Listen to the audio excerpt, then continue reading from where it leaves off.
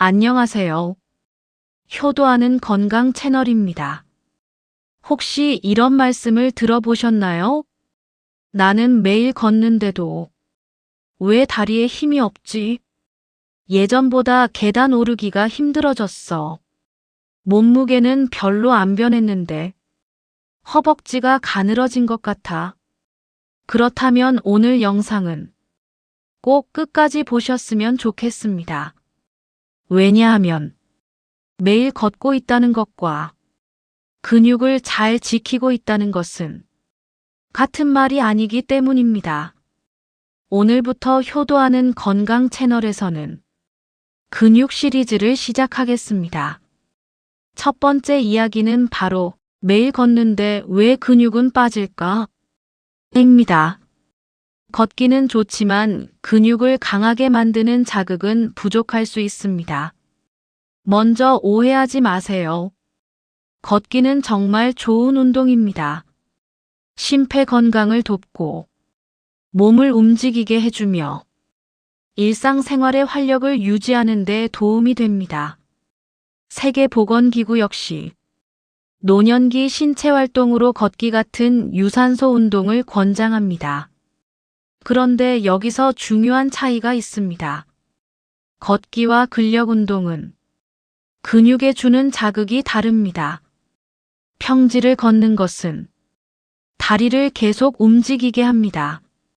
하지만 근육이 더 강해져야겠다고 느낄 만큼 강한 저항을 주는 운동은 아닐 수 있습니다. 쉽게 말하면 걷기는 근육을 움직이게 하는 운동, 근력 운동은 근육에게 힘을 쓰게 하는 운동이라고 생각하시면 됩니다. 그래서 매일 열심히 걸어도 허벅지와 엉덩이 근육이 계속 줄어드는 분들이 있을 수 있습니다. 특히 나이가 들수록 이 차이가 더 중요해집니다. 두 번째 이유, 나이가 들면 근육은 저절로 줄어들기 쉬워집니다. 나이가 들면서 나타나는 대표적인 변화 가운데 하나가 근육량과 근력의 감소입니다. 흔히 이것을 근감소증이라고 부릅니다. 그런데 근감소증은 단순히 근육의 크기만 줄어드는 문제가 아닙니다. 중요한 것은 근력이 떨어지고 움직이는 능력이 함께 떨어질 수 있다는 것입니다. 실제로 최근 연구들을 보면 노년층의 근육 건강을 위해서는 단순히 많이 움직이는 것뿐 아니라 저항 운동, 즉 근력 운동이 중요하다는 결과가 계속 나오고 있습니다. 2026년에 발표된 최신 메타 분석에서도 근감 소증이 있는 고령자를 대상으로 한 저항 운동이 악력, 걷는 속도, 다리 근력, 의자에서 일어나는 능력 등 여러 신체 기능을 개선하는 데 도움이 되는 것으로 나타났습니다. 그러니까 나이가 들어서 어쩔 수 없다 라고 생각하실 필요는 없습니다. 근육은 나이가 들어도 적절한 자극을 주면 기능을 개선할 가능성이 있습니다. 세 번째 이유, 걷는 양보다 더 중요한 것이 있습니다. 바로 어떻게 걷느냐입니다. 매일 30분씩 걷는다고 해도 늘 평평한 길만 걷고 비슷한 속도로 걷고 중간에 힘든 구간이 거의 없다면 근육 입장에서는 매일 비슷한 일을 반복하는 셈입니다. 물론 이것도 건강에 도움이 됩니다. 하지만 근육을 지키는 것이 목적이라면 여기에 다른 자극이 필요합니다.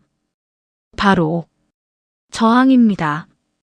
예를 들어 의자에서 천천히 앉았다 일어나기, 벽을 짚고 하는 가벼운 팔굽혀펴기, 가벼운 밴드를 이용한 운동, 안전한 범위에서 계단 오르기처럼 근육이 힘을 써야 하는 동작을 추가하는 것입니다.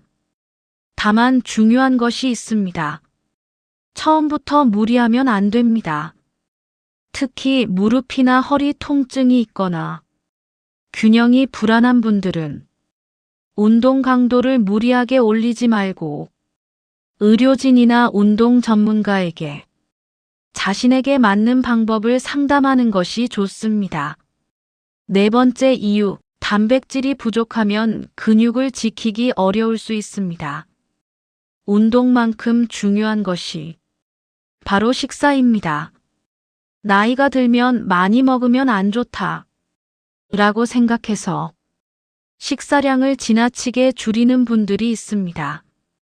그런데 음식 섭취가 부족해지고 특히 단백질 섭취까지 부족해지면 근육을 유지하는 데 불리할 수 있습니다. 우리 몸의 근육은 단백질을 재료로 사용합니다. 그래서 매일 식사에서 생선, 달걀, 두부, 콩, 살코기, 우유나 유제품 등 단백질 식품을 적절하게 챙기는 것이 중요합니다. 여기서도 중요한 것은 무조건 단백질 보충제를 드시라는 뜻이 아닙니다. 우선 평소 식사를 점검하는 것이 먼저입니다. 그리고 신장 질환 등 특정 질환이 있거나 단백질 섭취를 제한받고 있는 분들은 개인적으로 섭취량을 늘리기 전에 의료진과 상의하셔야 합니다. 다섯 번째 이유, 걷고 있으니까 괜찮겠지라는 생각이 가장 위험할 수 있습니다. 근육은 눈에 잘 보이지 않습니다. 혈압은 혈압계로 확인할 수 있고 혈당은 혈당계로 확인할 수 있습니다. 그런데 근육은 조금씩 줄어들어도 초기에는 알아차리기 어렵습니다. 그러다가 어느 날 계단이 힘들다. 의자에서 일어나기가 어렵다. 예전보다 걸음이 느려졌다. 자꾸 휘청거린다. 이런 변화가 나타날 수 있습니다. 그래서 근육은 줄어든 다음에 관리하는 것보다 줄어들기 전에 관리하는 것이 중요합니다. 그렇다면 어떻게 해야 할까요? 아주 어렵게 생각하지 마세요. 오늘부터 딱 3가지를 기억해 보세요. 첫째, 걷기는 계속하세요. 걷기를 그만두라는 이야기가 아닙니다. 오히려 걷기는 계속하는 것이 좋습니다. 다만 걷기만으로 모든 운동을 대신하려고 하지 마세요. 둘째, 일주일에 여러 번 근력 운동을 추가하세요. 세계보건기구는 노년층에게도 근육을 강화하는 활동을 주 2일 이상 시행하도록 권고하고 있습니다. 처음부터 헬스장에 갈 필요는 없습니다. 의자를 이용한 앉았다 일어나기처럼 안전하고 간단한 동작부터 시작할 수 있습니다. 중요한 것은 조금이라도 꾸준히 입니다. 셋째, 매끼 단백질 식품이 있는지 확인해 보세요. 오늘 식탁을 한번 보세요. 밥과 반찬은 있는데 단백질 식품은 충분히 있는지 말입니다.